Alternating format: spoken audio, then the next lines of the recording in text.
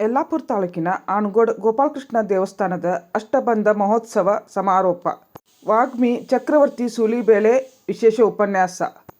April 11ರಂದು ಸಂಜೆ ಸುಮಾರು 7:30ಕ್ಕೆ ತಾಲೂಕಿನ ಆನಗೋಡದಲ್ಲಿರುವ ಶ್ರೀ ಗೋಪಾಲಕೃಷ್ಣ ದೇವಸ್ಥಾನದಲ್ಲಿ ನಡೆದ ಅಷ್ಟಬಂಧ ಮಹೋತ್ಸವ ಸನ್ಮಾನ ಹಾಗೂ ವಿಶೇಷ ಉಪನ್ಯಾಸ ಕಾರ್ಯಕ್ರಮದೊಂದಿಗೆ ಸಮಾರೋಪಗೊಂಡಿತು. ಹಿಂದುತ್ವವಾದಿ ವಾಗ್ಮಿ ಚಕ್ರವರ್ತಿ ಸೂಲಿಬೇಳೆ ವಿಶೇಷ ಉಪನ್ಯಾಸ ನೀಡಿ ಮಾತನಾಡಿ, ಜಗತ್ತಿನ ಎಲ್ಲ ಜೀವಕೋಟಿಗಳನ್ನು ಪೂಜಿಸುವ ಪ್ರತಿಯೊಬ್ಬನಲ್ಲೂ ಭಗವಂತನನ್ನು ಕಾಣುವ ಏಕೈಕ ಧರ್ಮ ಹಿಂದೂ ಧರ್ಮವಾಗಿದೆ. ಜಗತ್ತಿನ ಯಾವುದೇ ಮತ ಪಂಥ ಹೇಳದೇ ಇರುವ ಯೋಗ ಯಜ್ಞ ಪರಂಪರೆಯನ್ನು ಜಗತ್ತಿಗೆ ಪರಿಚಯಿಸಿದ್ದು ಹಿಂದೂ ಧರ್ಮ ಮಾತ್ರ ಎಂದರಲ್ಲದೆ, ಮಂದಿರಗಳ ಪುನರುತ್ಥಾನಗಳ ಮೂಲಕವೇ ಭಾರತ ಮರು ನಿರ್ಮಾಣಗೊಂಡಿದೆ. ಅಯೋಧ್ಯೆಯ ರಾಮ ಮಂದಿರ ನಿರ್ಮಾಣಕ್ಕೂ ಶತಶತಮಾನಗಳ ಹೋರಾಟ ನಡೆದಿದೆ. ಆದರೆ ಇದೀಗ ಮಂದಿರ ನಿರ್ಮಾಣವಾಗಿರುವುದನ್ನು ನೋಡುವ ಪುಣ್ಯ ನಮ್ಮದಾಗಿದೆ. ನಿಜವಾದ ಸಂಕಲ್ಪ ಬಂದಾಗ ಅದು ಸಾಧ್ಯವಾಗುತ್ತದೆ. ಮುಂದೆಯೂ ಹೀಗೆ ಕೃಷ್ಣ ಮಥುರಾದಲ್ಲೂ ಆಸೀನನಾಗುತ್ತಾನೆ. ನಮ್ಮ ಹಿರಿಯರ ಕನಸುಗಳನ್ನು ಸಾಕಾರಗೊಳಿಸುವ ಜೊತೆಗೆ ಸಮಾಜದ ಮೇಲೆ ಆಗುವ ಪ್ರಹಾರಗಳನ್ನು ತಡೆಯಲು ನಾವು ಸಿದ್ಧರಾಗಬೇಕು ಎಂದರಲ್ಲದೆ, ಇಂದಿನ ಯುವ ಪೀಳಿಗೆಯು ಮೊಬೈಲ್ಗಳ ಮಾಯಾಜಾಲದಲ್ಲಿ ಸಿಲುಕುತ್ತಿದ್ದಾರೆ. ಅದರಿಂದ ಅವರ ಬದುಕು ತಪ್ಪು ದಿಕ್ಕಿಗೆ ಹೋಗುವ ಸಾಧ್ಯತೆ ಇದೆ. ಹಾಗಾಗದಂತೆ ಸೂಕ್ತ ಮಾರ್ಗದರ್ಶನ ನೀಡುವ ಅವಶ್ಯಕತೆ ಇದೆ.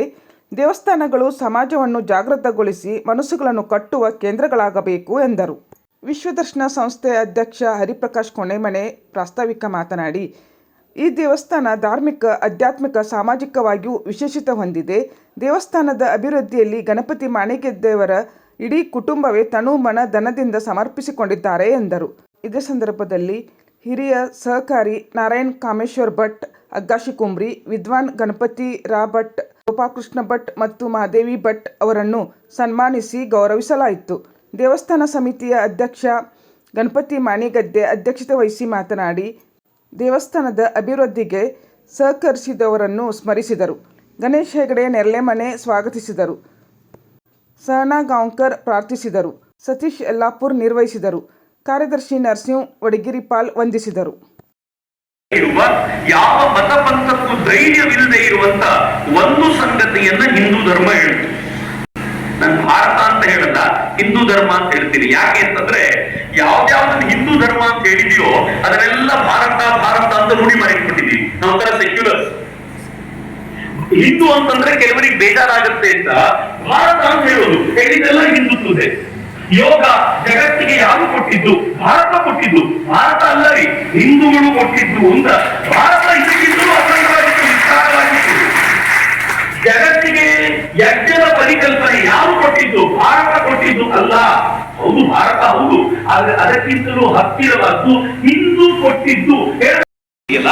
ಇದು ಹೊಸ ಪರಿಕಲ್ಪನೆ ಅಲ್ಲ, ಇದು ಈ ದೇಶದ ಅತ್ಯಂತ ಪ್ರಾಚೀನ ಪರಿಕಲ್ಪನೆಗಳಲ್ಲೊಂದು. ಈ ದೇಶದಲ್ಲಿ ದೇವಸ್ಥಾನದ ಪರಿಕಲ್ಪನೆ ಹುಟ್ಟಿದ್ದು ಬಹಳ ಚಂದ ಇದೆ. ಪೂಜಿಸಿದವರು ಆನಂತರ ಬಿಂಬದ ಪೂಜೆಗೆ ಬಂದವರು, ಅತ್ಯಂತ ಕೊನೆಯದಾಗಿ ಬಿಂಬದ ಪೂಜೆಗೆ ಬಂದವರು. ಇವತ್ತು ಬಹಳ ಜನ ನಮ್ಮನ್ನು ಆಡಿಕೊಳ್ತಾರೆ, 33 ಕೋಟಿ ದೇವತೆಗಳನ್ನ ಪೂಜೆ ಮಾಡ್ತೀರಾ ಅಂತ.